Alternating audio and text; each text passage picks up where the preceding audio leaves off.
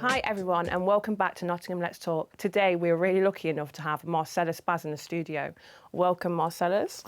Thanks for having me, Kim. It's an absolute pleasure.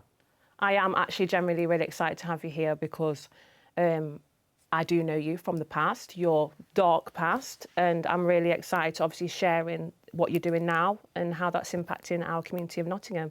So I'm actually going to be quiet and I'm going to let you talk about your journey and kind of a little bit about how you started, where you came from, and really just what's behind the heart and the passion of why you do what you do now. Yeah, no, thank you for that. And yeah, it's good to know that you've really seen both sides of me, you know, the dark side and the light side. And, you know, so you get a really good gauge on the trajectory of and the direction that I've come. And to be honest with you, you know, coming from that dark side, you know, I'm very lucky to be alive, and I'm lucky to have an opportunity to be able to have a platform to help our communities and help young people. But yeah, like you were saying, just to go right to the very beginning, you know, born and bred in Meadows, which at that time was you know, an area of real deprivation, challenges, crime. I had, you know, at home it was quite difficult. Dad wasn't really around. Mum was trying to take care of a lot of us. There was, you know, 10 of us all together. And it was hard for her because she was going through mental health challenges herself, you know, which can be quite significant, you know, when people are going through mental health challenges. And we didn't have that support, you know, she didn't have that support, you know, at the time.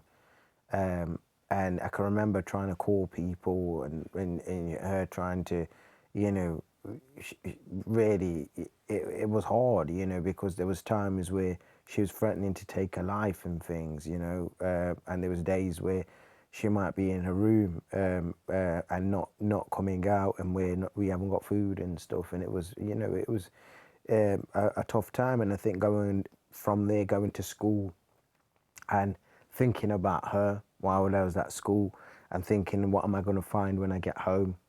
How old were you? I was probably about coming out of primary school and going into That's a lot of weight for a young child to think about their mum when they're supposed to be enjoying education and friendships and social skills, and then you're there thinking about, is my mum going to be all right when I get home?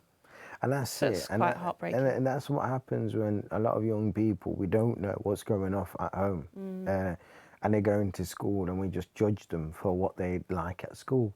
Now, if people are going through traumatic incidents at home, then that's going to spill into school. And for me, I couldn't articulate how I was feeling. I couldn't say what was happening at home.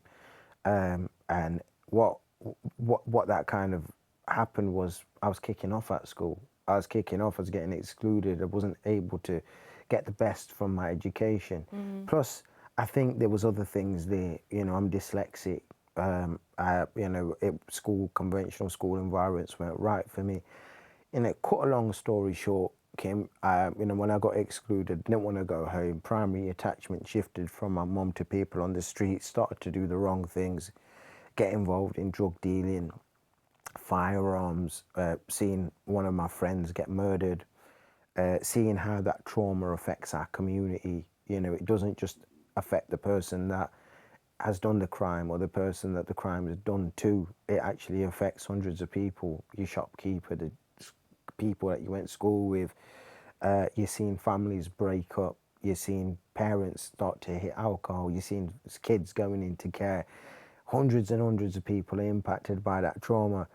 And for me, I was seeing that on a daily basis. And it's like someone giving you a dirty glass of water all your life. You're used to it, so you drink it. And for me, I can remember it was a time where I was getting chased by a policeman. I ran into a boxing gym, and that boxing gym was like a sanctuary. It was a life-saving thing for me because it was a social leveler. There wasn't no classism, racism, sexism, any kind of ism. It was just a social leveler. There were people there that just wanted to help you. And it was the first time someone really put their arm around me and said, you know what, come and join us. So I felt like I got some identity, I got some community, but I also developed skills like growth mindset, transferable skills, confidence, communication, things that are now transferable into my day-to-day life. You know what I mean? Yeah, definitely. Yeah, 100%. I think that's really, really quite deep to hear. To go through all that trauma, and when you said there was 10 of you, wow, that's a lot of people to have in one household. My dad was one of 11, and when he shared his stories of growing with 11 brothers and sisters to share a space with, it's quite intense. And then not to mention obviously your mum and stuff, but to then get to a point where you found a place of safety and to go there and have your whole mindset transformed is a great foundation for who you've become. And I think that's the turning point of that facility. And now we're in 2025 where places are being shut down. Yeah, it's bad, man. And it's bad. you're screaming out that we need places like that, what I had now, when there really isn't that many places. Absolutely. And them places have to be run by the right kind of people, cut from a certain kind of cloth. You know what 100%. I mean? And I think lived experience is really important. I mean, that just brings me back to, you know, my boxing career got cut to an early end because I got stabbed. I got stabbed numerous times, you know, just near the Brian Clough statue in town. Wow. And, you know, I lost a lot of blood, collapsed, woke up for the doctor to say, mate, you know, your heart had stopped. Oh my God. I had an out-of-body experience. It was crazy. But, you know, that moment in time for me was a moment in time where I started to realize your pride, your ego, materialism, you know, all these things are just out the window. And I felt for me, I've got something to do here. You know, for me, it was a moment where I kind of found my calling, you know, to serve people, to help my communities. And, you know, and that's what formalized Switch Up, because Switch Up came from the community, for the community. What I did is started to introspect in my own life and think what was missing. And then I started talking to people who were in prison. Started talking to people, some of them are dead now. Wow. Some of them are still living in low socially economic areas, struggling to hand to mouth, struggling with just putting food on the table, you know what I mean? And I pulled out what was the things that were missing. And there were 5 key areas that were mentoring, father figure, guidance, direction, somebody who's positive. I mean, we got, you know, female mentors, because some of them haven't even got a positive female role model. Then it's therapy and support to deal with the traumas that people are going through, because everyone goes through darkness, hard times, and we've got to look at how we address them and own that trauma and find resilience within that, to be able to look at coping mechanisms, support networks, to be able to bounce back. The next is education. So we deliver alternative education that's designed around the learning styles and the needs of young people. So it's bespoke, you know what I mean? Yeah. And it could be in unconventional environments like the boxing ring or forest schools or whatever. Then we've got the physical activity offer, predominantly boxing, to give them again the growth mindset, transferable disciplines, confidence, self-esteem. And then you've got the employability pillar, so it's 5 pillars, and that's helping them get job ready. And then we've got around 65 businesses that are pledged their support, that support us, amazing businesses from around Nottingham regionally and nationally, businesses, but they're based in Nottingham, are giving young people and their families a chance to be able to get apprenticeships, traineeships and employment. So when we get referrals coming from social care, children in care, exclusion units, youth offending services, and a lot from parents that are struggling with their young people, and you're struggling with their own kids, and they might have had a knife or they might find drugs, but they don't want to, and some single mums that are getting beaten up because they don't want to go to prison, they don't want to go to the police and get their kids criminalised, you know what I mean? So they come to us, and the 5 areas we look at, right, is your hierarchy of needs. Have they got food? Have they got shelter? Do they feel safe at home? Because home is really key. You know, during the pandemic, there was a lot of different kinds of abuse going off in households where kids couldn't disclose or get the help. Definitely. Sexual abuse, physical abuse, and they were just stuck there. And do they feel safe in their community? The next one is their beliefs and perceptions. Do they believe that they can beat their girlfriend up because they've seen their mum getting beaten up all their lives? Do they believe that if they have an altercation, they can stab a man up because that's what they're used to? They're seeing violence, desensitized to it. We need to check and challenge them perceptions that they may have, and address them misconceptions, you know what I mean? And then we look at therapy and support to build resilience, coping mechanisms, support networks for them to bounce back if they relapse. Then you look at skills and training, education, and then you look at employability. Because if the first three things aren't right, they're not going to be able to have sustainable employment.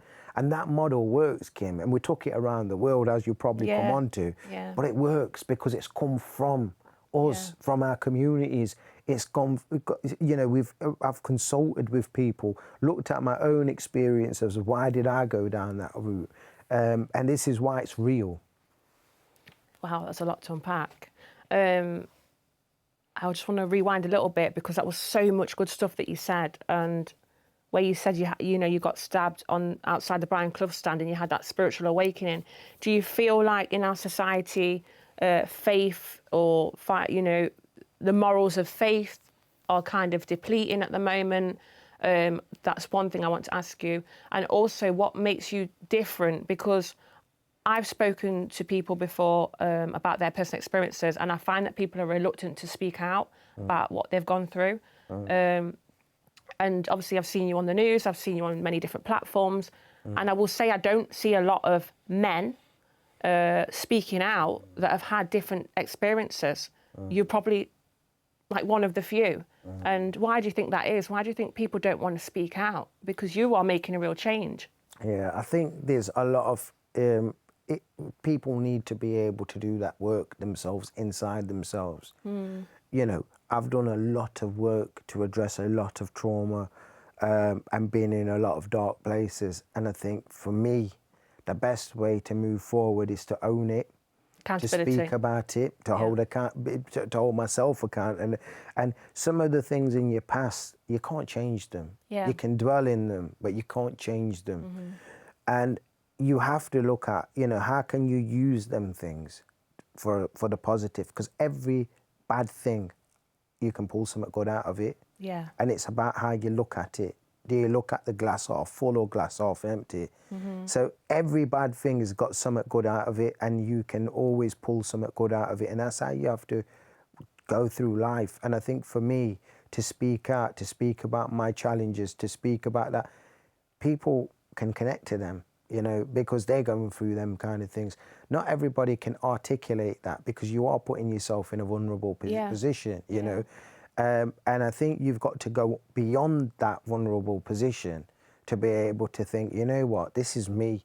And I think faith is a big driver of that, because when you know, like when I got stabbed and things, right, it kind of brought to light that there's more beyond this world. And it also kind of makes you start to look at different things, different perspectives. And for me, I found something from that, For me, I'm compelled to provide a service, to serve people, to serve my community. And I feel very passionate about that. It brings me to life, And I think having, some sort of spiritual awakening to make you think that, you're here, you've got a gift, you've got a purpose, why are we here for? Everybody's got a gift and a purpose to be able to go and do something in life. And, like we've got different talents. Some are really creative, some are good with their hands, some are very attention to detail. So people are going into different areas and different things. So trying to get young people to have as many experiences as possible is really key. But one of the things that I've realized is you've got to master yourself, because we can be weak as humans, So you have to master your mind, you have to master your body, and you have to master your spirit, spiritually right as well. And I think when you can do that, and it's a challenge, trust me, because every day's a battle, you have to be able to, then you start to think through a different perspective. And one language that everybody speaks is kindness. it's love, you know, it's compassion. These are things that everybody understands. And I think if we can speak that language, everybody can connect and everybody can relate. You know what I mean? Perfect. Yeah, definitely. Yeah, I get that. So we just need to continue having hope as well, and to work towards a better future for the next generation. So yeah, that's great. I've also done a bit of photography as a volunteer, so I'm just going to bring that up now. So I have seen behind the scenes as well of like what you guys do and stuff. And there was one moment, I don't know if I shared it with you, but there was a young lad that was kind of setting up the tables at one of your charity dinners.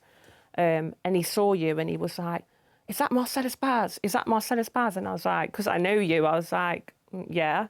But it struck me like how much influence you've had, because this guy, this young teenager, was almost awestruck by your presence, and it was, but not like in the same way as like a footballer or a celebrity. It was just like, oh my gosh, it's Marcellus Baz. I can't explain it, but it really hit me that day when I went to the event that that's what people see when they look at you, and how amazing is that? Because he was so excited to be in your presence. And I feel like, you know, in a world where young people are so much in front of the screens and they just feel hopeless, they don't know what to do. But he had like an aspiration. When he looked at you, he felt something positive. Do you know what I mean? And it made me feel...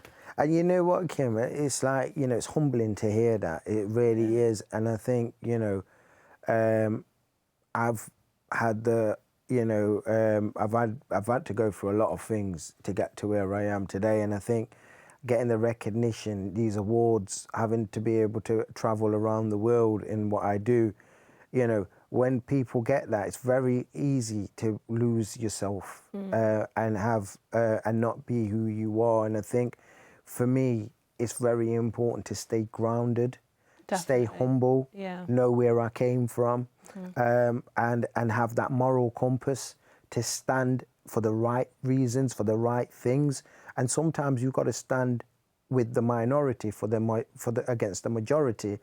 And I think for me, it's really important to do the right thing. So I want to be somebody that young people can look at and be a role model. Yeah. And I want to be somebody that young people can think, oh, this guy had nothing. He was, you know, there was a point where I tried to take my life because I was in such a dark place. And if anybody doesn't know my story, please Google it. You know, I've done a TED talk, I've done different things, but I come from darkness. I had a criminal record, I had no education. I lost my one thing I had was my boxing career to look for, to get out of poverty and to try and make a change. I got stabbed, I lost that. And if I can do the things that I can do, I want young people like the gentleman that you spoke about to look at me and think, well, if he can do it, I can do it. Yeah. And it's about seeing somebody who's gone through them challenges and is doing well, and not just for himself, but for his community, for society in general, because it's each one teach one. Yeah, 100%. You know, you get out, you pull others up, and that's what I'm about, you know. And I think, you know, it's really humbling to hear what this young person thought. But for me, you know, sometimes I have imposter syndrome. I kind of think, really? But I want to be able to give people a positive role model. I want to be more young people to look at how can they contribute towards society? How can they be a better citizen? How can they be law-abiding, tax-paying citizen that contributes towards society to make society a better place, not just for us, but generations to come? You know what I mean? Definitely, so it's humbling. Yeah, and I have seen you, obviously, when I've photographed your roundtable talk and how you kind of liaise with the police and social services. And I just think that's really good, that communication, because you are then being a voice for many, taking, you know, the general public's thoughts to them and then taking that, bringing that back home, so to speak, to everybody else. Yeah, I'm really glad that you're here and that we've had this little chat. There's just one last thing that I want to talk to you about, because you have met Stevie Wonder. And how was that for you? You got Unsung Hero. So just a little bit about that. And how did that make you feel? Wow, there's a lot there. And you know what, Kim, is obviously, you know, we go back a long way. And I just wanted to say something for the viewers, right? Because what we need is more role models, right? You know, we need people to create environments, like some of the things that you said earlier, more community hubs, more community spaces, more places for young people. At the minute, we got a lot of young people congregating around Market Square and stuff. And, you know, that's the chickens coming home to roost, really, because we've took away all of the youth facilities and community spaces. So we need to replenish them, and we need to, as a society, to stand up and make the right decisions in around creating environments that people can thrive in. Because, you know, one of the things that's really, really true is your environment influences your feelings influence your thinking, your thinking influences your actions influence your habits, and your habits influence your destiny. So we need to create them environments for young people to thrive. Now, coming back to your question around these awards and recognitions, honestly, sometimes it's mind-blowing to think that, you know, someone like myself who's come from poverty and you know, having no real opportunities to be able to go and be in Stevie Wonder's birthday party, to be working in Brazil and Los Angeles and Denmark and Norway. I know there's just so much that I want to talk to you about for time, but there's so much. I'm not even gassing about it, because I'm saying it because people can do that. Yeah. You know, if anyone I can do do that, it. anyone can do that. Yeah. You just got to believe in yourself. And this is absolutely mind-blowing for me, because sometimes I have to pinch myself and think, did you actually really do that? Do you know what I mean? But it happened, and it happened because you have to be able to just focus on what you're doing. You know, like when you do work, if you focus on, especially community work, if you focus on what you're actually doing and what you actually want to change, rather than the byproducts of that, like ticking boxes or money or all that, the rest of that will actually come. But if you focus in on one of the byproducts, you're not going to do what you've got to do, and then everything else doesn't come with it. So it's really important to focus on what you really want to do, what change do you want to make, and pursue that, and have that consistency, tenacity, and most importantly, grit to keep going. And I think that comes from a lot of trauma as well, because you can use trauma in a way where you can go and self-destruct, or you can really propel yourself and go and shoot for the stars, and if you miss, you hit the moon. 100%, yeah. And I think we've all got gifts, like you said, and we've all got a future, and we've all got something that we can work towards. And it's just not to lose hope, not to lose faith, and just keep pushing forward, and not to let anything take you off your direction. And because, to help you with that, Kim, sorry to jump in. No, help me articulate what I'm trying to say. No, just I think you've articulated it perfectly well. I don't know if I've got the ADHD or jumping, you know what I mean? But on that, it's about making sure you surround yourself with the right people. Because then when you're going in that, if you can have a lot of things that will pull you away, and you've got this vision that you want to go into, what I've learned through my life is, if you have people, you have enablers and you have disablers in life. You have radiators and you have drains. Some people give you warmth and some people take it away from you. You've got to surround yourself with people that when you leave the conversation, you feel inspired, you feel energized, you feel like you can change the world. And remove yourself from people that will make you feel like, you know, drained and not very nice and not very happy. And if you can surround yourself with those people that inspire you, that are doing well, that are doing things that you want to be like, and use them as role models, then you'll kick on. You know, birds of a feather flock together. You hang around a barbershop, sooner or later you get a haircut. So depending on which environment that you're in, you're going to do that. So having the right environment and having the right people around you is going to determine what kind of person you'll be and where you're going to, you know, what kind of success you will achieve in life. And the last thing I want to say to everybody here is don't just aspire to make a living, aspire to make a difference. Yeah, definitely. Thank you so much. Honestly, it's been really nice having you here.